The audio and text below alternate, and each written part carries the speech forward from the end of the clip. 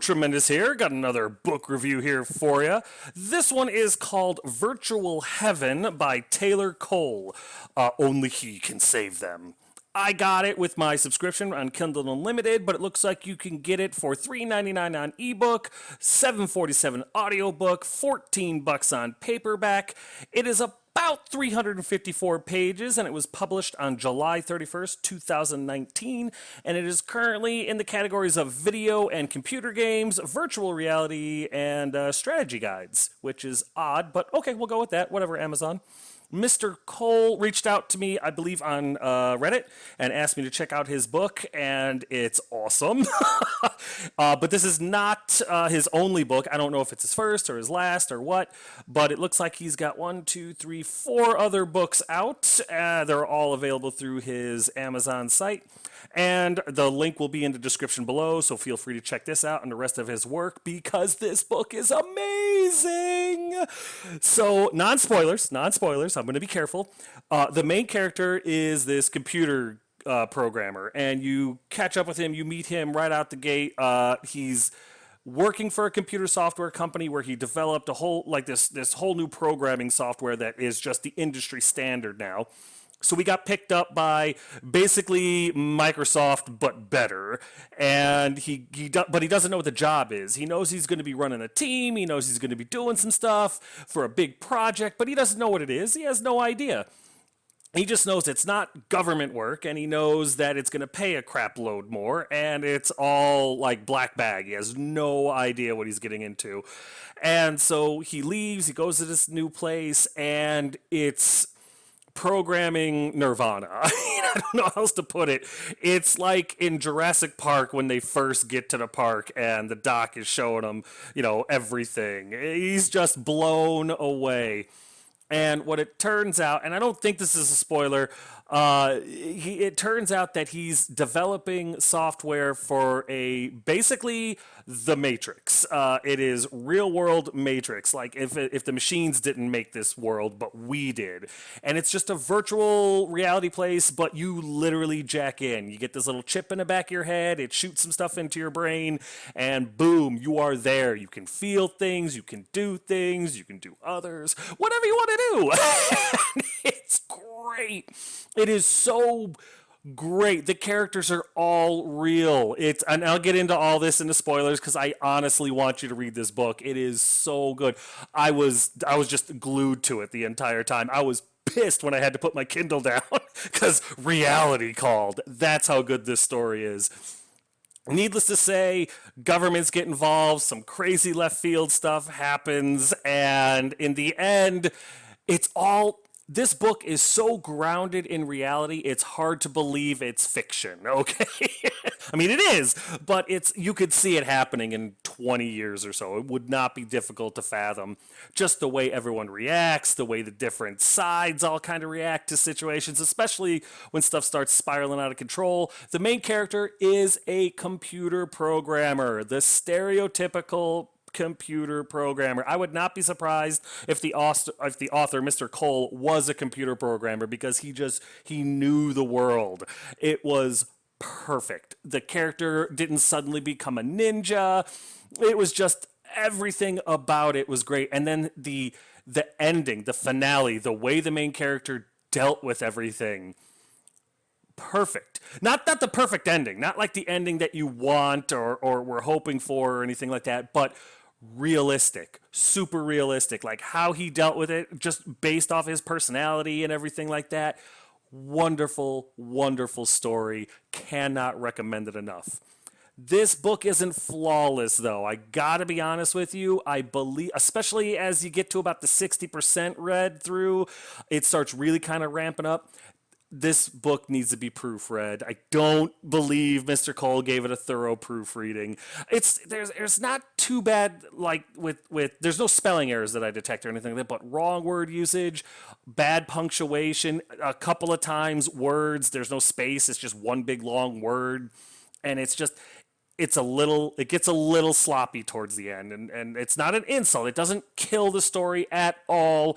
It makes it good, but it's very noticeable. It's like, ooh. It's just, doesn't ruin the story, doesn't destroy the book. It's still a wonderful book, wonderful story, great enjoyment taken out of this book. But yes, proofreading it would have caught those mistakes really easily, and it's an easy fix. I just wish the author had done that, because then I'd be able to give it 5. But because of the amount of proofreading errors and stuff like that, and the glaring like hiccups that it caused, I have to give this book 4.5 out of 5 stars. It was so good. It was so good because everything just gets wrapped up too. You know, like sometimes you get done with the story and it's a one shot, and you're like, oh, I wish there was more. I don't need any more. This book is perfect, with the exception of the proofreading. The story, let me put it that way: the story, the plot, the characters, wonderful. And I promise you, I'm going to get into it in the spoilers big time. I cannot wait. 4.5 out of 5 stars. This book is terrific. Please click the link in the description below and check it out. I don't get anything for it. I know somebody made this suggestion that I actually go and make it so that if somebody clicks on the link, I get a little kickback. I've decided against that, because it feels like then I'd be more prone to urge you to buy it for evil motive type things. So I'm not going to do that. I get nothing if you buy this book, except for knowing that I led you correctly to a wonderful story that I think you're going to enjoy, because this is a great book. Anyway, I know I'm gushing. I can't help it. I fanboy. I'm going to go ahead and play an ad, do a spoiler alert, and we're getting to the spoilers, so buckle up. All right, in case you guys didn't already know, I am a self-published author, which is why I'm so passionate about self-published books. It's available on Amazon.com and paperback, Kindle, and Kindle Unlimited. If you're interested, the link's in the description. I'd really appreciate it. Checked out, left a review. So get ready, spoilers are coming up next, so if you're still here and the music stops, it's your fault. Alrighty, you're still here, so let's get to it. So, in the beginning, he is working at this random programming company. Who cares, right? He's got a buddy of his, and this guy is a computer. Alex is his name, and he is 100% computer programming nerd, right? Like there's nothing about this guy that makes you think jock, that makes you think partier or anything like that. He is a computer nerd. He doesn't really play video games because he doesn't like to waste his time, but he's a super programmer. This guy is just, he could teach Bill Gates and Steve Jobs about computer software and stuff like that, He's that good. So, of course, after he develops this programming software that becomes the industry standard, he gets picked up by this company to go work for them. They offer him crazy amount of money, a penthouse, a team. He's going to be in charge. He's not just going to be another cog in the wheel. So he's like, yeah, I'll take the job. That's great. Because he wants to see what they're doing. He's not in it really so much for the money, although the money is nice. He's into it because he wants to check it out. He wants to know what this company's doing. They're so, quiet, so cloak and dagger. He's just curious, So he's like, hey, if it doesn't work out, I'll quit and come back. This guy is the kind of guy that could walk into Silicon Valley and people will murder their children in order to get him to work for them. Hopefully not that extreme, but you get my point. I exaggerate to clarify. Anyway, he gets to this place, right? And it's nestled in a valley surrounded by mountains. It's this whole town that is literally owned by the company. He lives in a penthouse. It's amazing. Neo's trench coat from The Matrix is there, which is right on the nose for this book because it's a version of The Matrix if humans made it. It's wonderful. It really is. So anyway, he gets in there and he meets his team, and they're a bunch of computer geeks, all good people as far as I can tell, but they've got all the different personality quirks that you would expect. Of course, he finds a girl that he really likes a lot. But all the people are real. You walk into a new office, you're walking to a job, you walk into the first day of class, and you see all the different personalities. They're prevalent in this book. Every character is unique. Every character has a different personality, and it never fluctuates. There's a lot of books that I've read where all the characters start having the same personality types. They start having the same speaking mannerisms and such. And this book, no, all the characters are unique. You feel like they're real people the entire time. It's like this is an actual person that I'm reading about. Is this fiction? Have we crossed the line into nonfiction? I hope not. So anyway, he's his first day on the job. He discovers a little piece of programming because Well, okay, that's not fair. Let me back up. The first day on the job, he ends up going up against the security guards in a football game, right? They just tell him, hey, we're going to play football against the security guys. It's programs with the football guys. And he's like, what?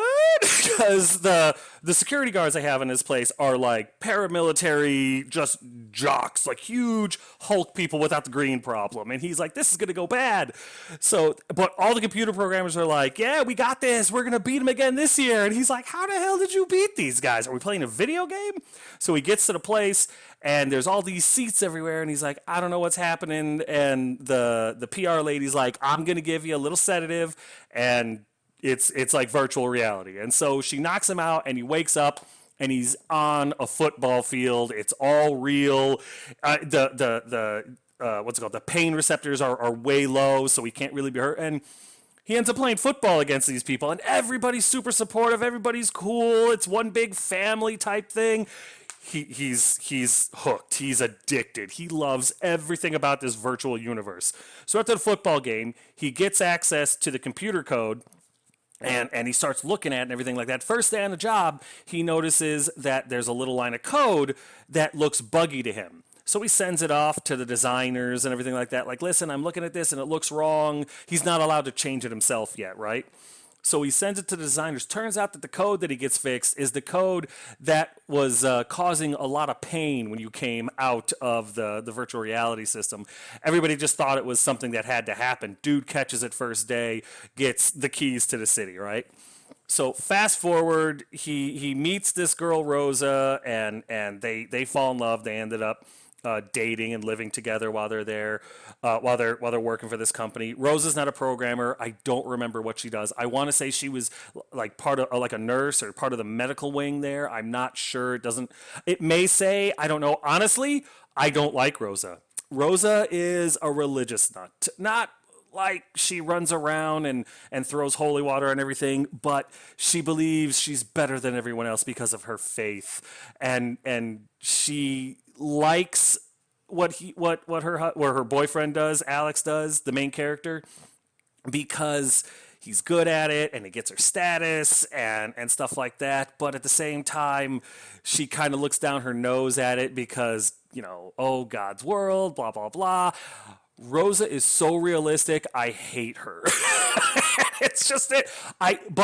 She does have a redeeming quality. Her love for Alex is genuine, 100%. She loves that man, and the author is wonderful at proving that and pointing that out and showing that. And his love for her is 100%. Neither of them ever cheat. Neither of them ever think about cheating. It's just who she is as a person, the hypocritical religious nut that she is. I don't have a problem with religion. I just have a problem with people that think that they're superior because of their belief structure. It's enough where it's like, oh, if you were real, I would make you go play the football game so I could crush you. She'd beat my ass, let's be honest. So anyway, they're all there.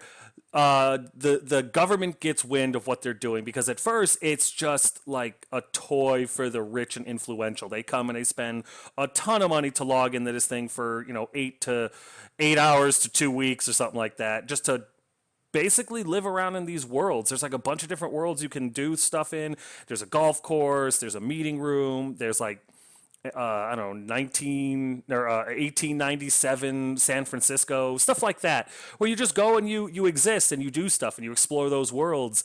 But it's like 4 dimensions. Like you feel, act, you can do stuff to people in there. There's a very vague sex scene between him and Rosa in one of them. So it's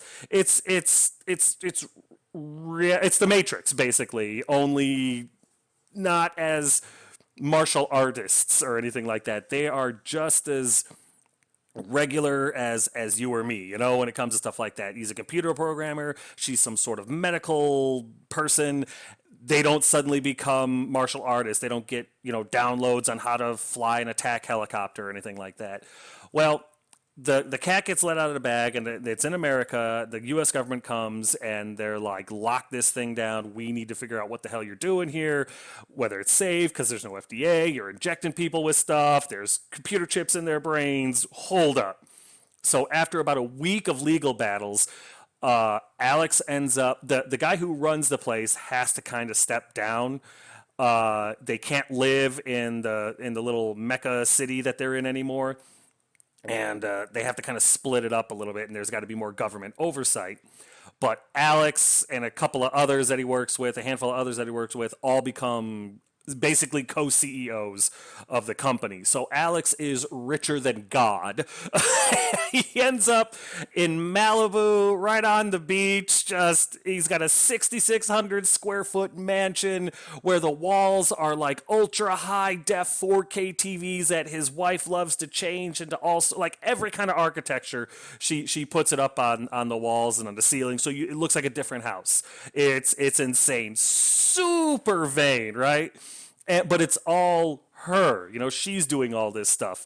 So it's kind of funny because fast forward 6 years, they're married and stuff. She's driving a Maserati. She just came back from a crazy shopping spree. She's not working anymore. She's married to Alex. She loves him dearly.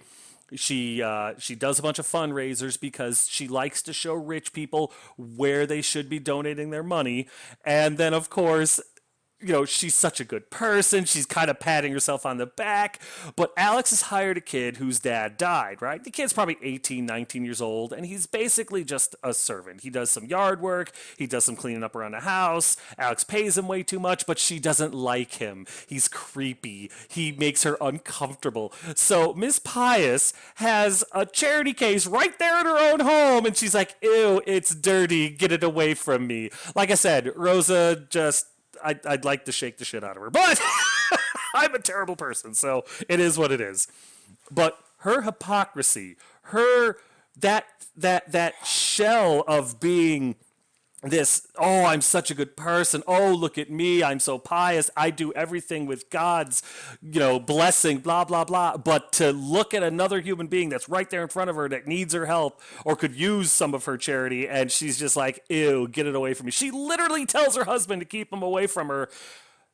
That she's got flaws. She's super flawed. And the fact that she can't see it, and the fact that she's justified it, and how she just so real. And every character is like that. Every character that this author fleshes out is so real that you feel real emotions towards them, whether it's disgust or empathy or, man, you had that coming. I love it. I love it so much. So anyway, he's in this town. Everything's turning up Alex. Everything's perfect. He's got a great life. He's got fame. He's got fortune. He's got property. He's addicted to the reality, the virtual reality thing that they've made. Like, he spends weeks in there because you get all IV'd up. You have a medical team watching over you, and he's got his own little plug-in place right inside his house. Oh, it's crazy. It's crazy. A couple of his buddies, an 89-year-old and a 76, 78-year-old guy are like real good friends. They're his only real good friends, to be honest. And they're always in the virtual reality thing with him because they're the old people. His old friends. They get to pretend that they're in their mid-20s again. Alex gets to hang out with them at the same level, and they're like.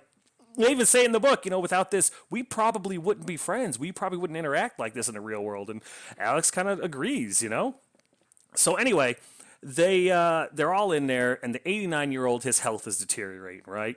And they think he's got 3 to 5 more years, so it's not a big deal. Alex and the guy Roy are mountain climbing basically in the virtual world. I'm sorry, not mountain climbing. They are racing Formula One race cars. I apologize. They were mountain climbing earlier, and then they went over to the Formula One race cars. Well, if you die in virtual reality, it's not a big deal. Sometimes you feel pain, sometimes you don't, but it's a setting that you can do. If you die, though, you go back into what's called the lobby. Think of it as the white room for The Matrix. And if you don't know what that is, go watch The Matrix. You're going to love it. So if you die, you go back to the lobby. So it's not a big deal. Death isn't permanent. It doesn't hurt you in the real world or anything like that. In fact, there's really no side effects to doing any of this stuff. Even with the chip in your brain, with all the stuff that gets shot into your brain, there's no known side effects at all. So, I mean, some people complain, oh, it did this to me, but when they look into it, it turns out, no, you were just predisposed to that anyway. It was going to happen whether or not you logged in at all. And yeah, you don't really hear about any lawsuits or anything like that because they just can't make anything stick. There's a whole government agency called the LOC that are trying to bring down the virtual world, and we'll get to that in a minute. So, anyway, Alex and his buddy are playing around the Formula One race cars, and all of a sudden his buddy just the car he's driving goes out of control, crashes and explodes. And Alex is laughing. He's like, "Oh, that's another position for me. I'm finally gonna beat him." And so the thing is all over. He goes looking for his buddy and he can't find him. He's like, "Wonder what's going on." Well, shortly before the race ends or whatever, he's trying to locate his buddy. Can't find his buddy's avatar anywhere. He gets yanked out, an emergency yank out, and it turns out that his buddy died while they were plugged in, and that's why his car crashed and everything. So there's like a week that goes by where he doesn't log into the thing anymore. They try to cover up the fact that his buddy died while logged into the machine because they don't want the bad PR. But he gets out. There's all sorts of moles. The government agency figures out that the old man died and that they tried to cover it up. So they're really, bummed out. Alex isn't allowed to log back in. He's got an ankle bracelet on while the government tries to decide whether or not the machine caused this guy to die, because the government agency wants to shut it down because the people that are in charge of it are what I like to call raging Catholics. And I'm not trying to say anything against Catholicism or anything like that, but in the book, a lot of the government agents and stuff like that are super pious. Like, it's got to come down because it's an abomination and it's temptation and it's the devil's programming and blah blah. Like, the author does a wonderful job of painting why they hate it and why religion is the reason that they hate it. Oddly enough, Catholics, Christians, whatever, and Muslims see it the same way. So they're actually unifying because of this. The Middle East and all the big C's, they're coming together. it's super well done. It is so well done. Like, how and why they come together to fight this machine and try to take it down. So while this is happening, Alex is able to go back in, believe it or not, at Rosa's insistence, his wife. So they go back into the virtual reality just to kind of get away from everything because Alex is stressed out. He lost one of his best friends. The lobby, as they call it, is in danger. The government agency is trying to shut him down, and it sucks. This is his life's work, and he doesn't want it to go away. So while they're in the San Francisco world, just kind of dorking around, Roy shows up. No kidding, Roy shows up. When he died in the chair, his consciousness was transferred to the lobby, to the virtual reality, to the Matrix, whatever you want to call it. All of those labels fit. Transferred him, body, soul, everything, all of his memories. The only thing he can't figure out is where everybody went. Like, why'd you leave? There's nobody here. What's going on? So they tell him what's going on, and he goes, "You know what? I got to be honest. I was kind of hoping to die while I was plugged in because I didn't feel any pain. I didn't feel my body shutting down or anything. I just figured I would log out and that would be it. But the fact that I'm here and I'm stuck in here forever, that's awesome." And Rose is like, "Well, what happens if they shut off the power or anything?" And he goes, "We have so many backup servers with independent power sources, both renewable and non-renewable. That's impossible. You literally can't. You could fire off an EMP all over the world and we'd still probably be okay. So there's really no way for you to shut this thing down," which is awesome. So he's like, "I'm sorry, Alex, but I'm happy this happened. And, thank you for grieving for me. But anytime you want to come hang out, I'll be here." So Alex and Rosa leaves. Rosa immediately is like, "Get this thing out of my house." They log out. And Rose is like, "Get this out of my house. It's an abomination. It's a travesty against God, blah, blah, blah." Alex is like, "Listen, you're not..." He doesn't really say anything because he's a meek computer programmer. So he's like, okay, I'm sorry, blah, blah, blah. And she freaks out and she leaves to go talk to a priest because that's what she does. So anyway, Alex goes and talks to his other buddy, Charles, his only other friend in the world who was friends with Roy, and he's like, "Oh my God, Charles, Roy's is in the Matrix." And Charles is like, "What?" So Charles is like, "Listen, don't say another word. I'm going to come over there and we're going to talk this through." So when he gets there, him and Charles are talking, and Charles is acting all nervous and sweaty and kind of twitchy and stuff. And Alex figures it's just because of what he's telling him. And so Charles is like, "Well, let's go talk to him. Let's go meet him. Let's go see what's going on." And so Alex is, yeah, we can log in my house, no problem. So they log in and they're all talking and they're talking for about an hour. And all of a sudden, Roy and Charles start kind of conspiring, right? And Alex is like, hey, what's going on? And Charles is like, listen, I'm really sorry about this, Alex, but just before we logged in, I took like 120 narcotics. Yeah, I went to the bathroom, took like 120 pills. As far as we can tell, my heart stopped about 20 minutes ago. So now Charles is in the Matrix with Roy forever, and they're loving it, right?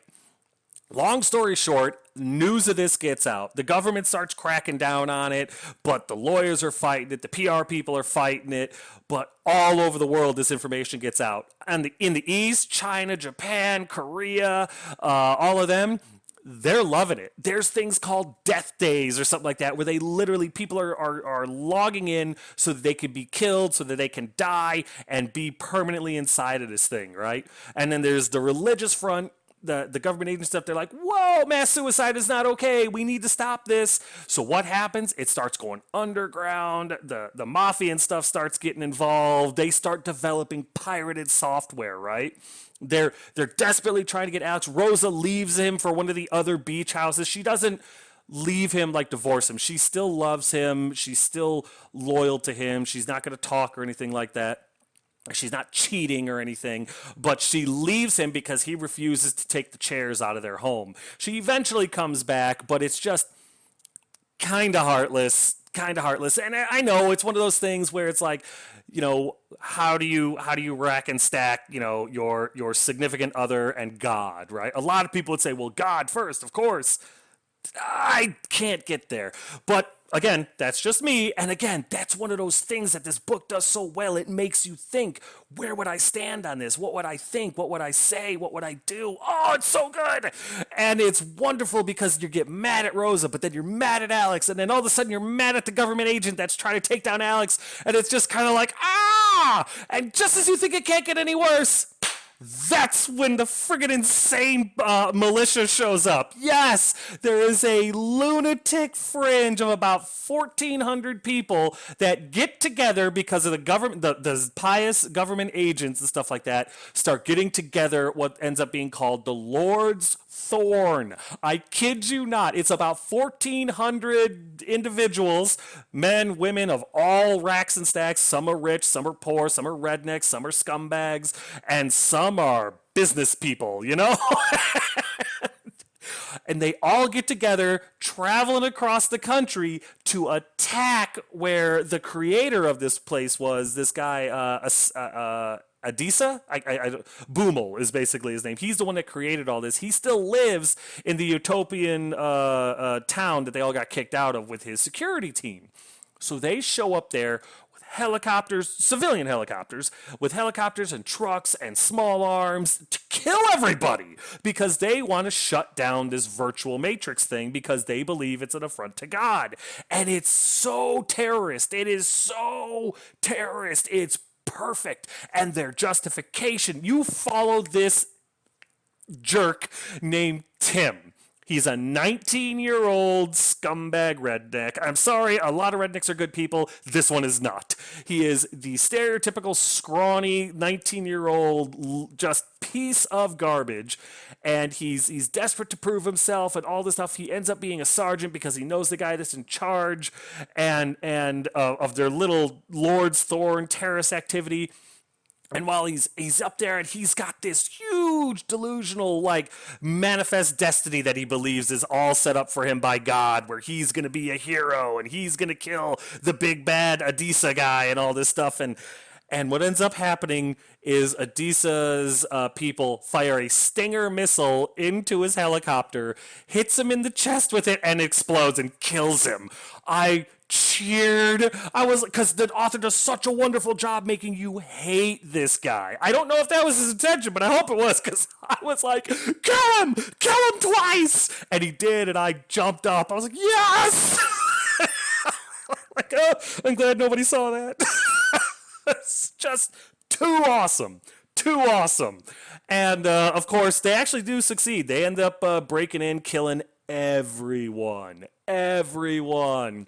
A lot of American military are involved. In fact, an Apache helicopter from the Army shows up and kind of helps them out for a minute. So it gets pretty ugly pretty fast.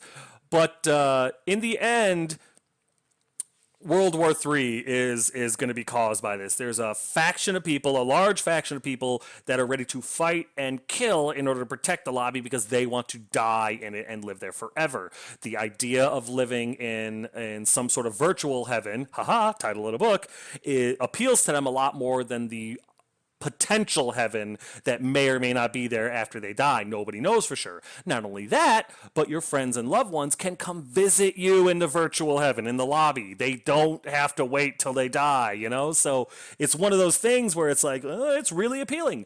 But the religious people, mainly, not only, Catholics, Christians, and Muslims are like, no, this is uncool and we'll kill you to make sure that you don't get to do this anymore because we believe God doesn't want that to happen.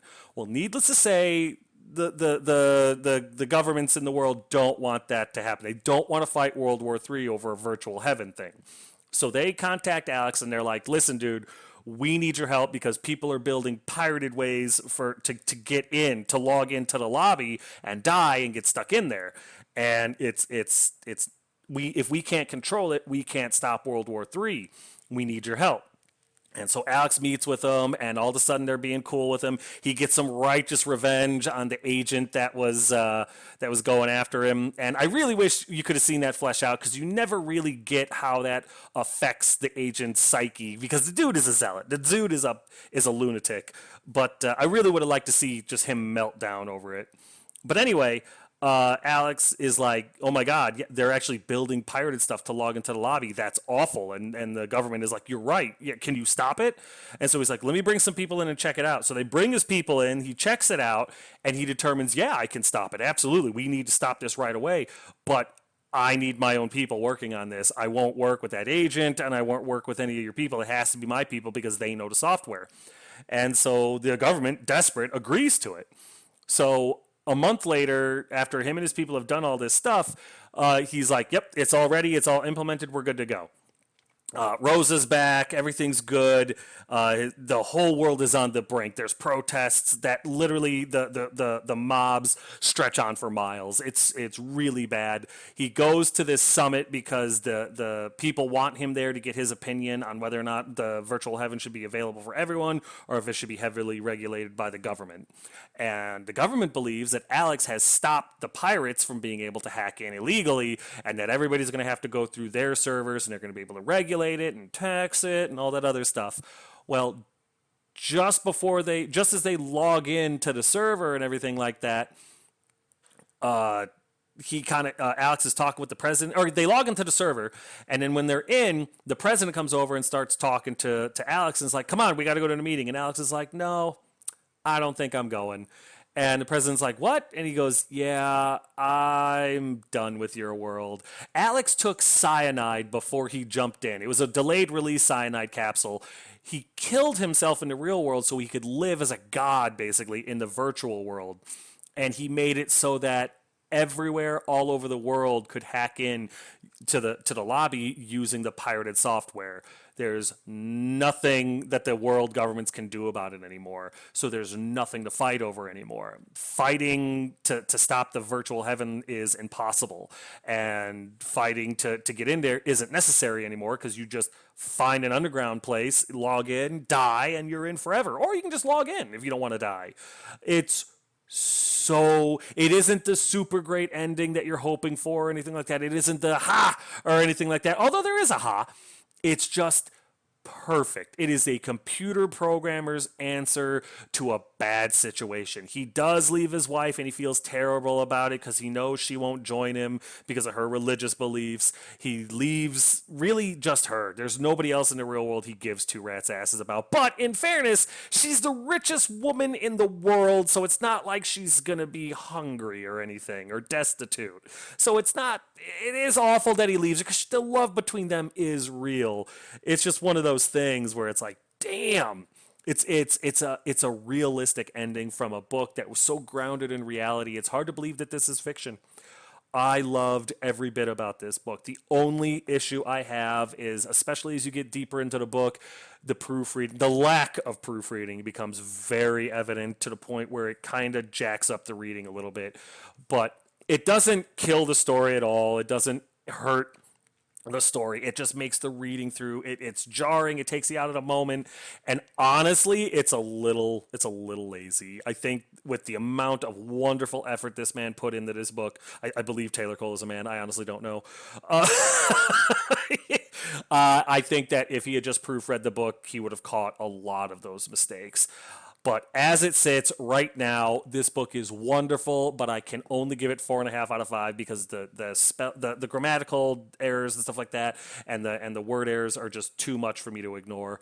4.5 out of 5 stars. I cannot recommend this book enough. Please click on the link below in the description and check it out for yourself. It is wonderful, wonderful, wonderful. So, yeah, that's going to do it for this one. As always, if you have any questions, comments, concerns, or complaints, feel free to contact me or put them down in the comment section below, and I'll get back to you as quick as I can. And as always, thanks.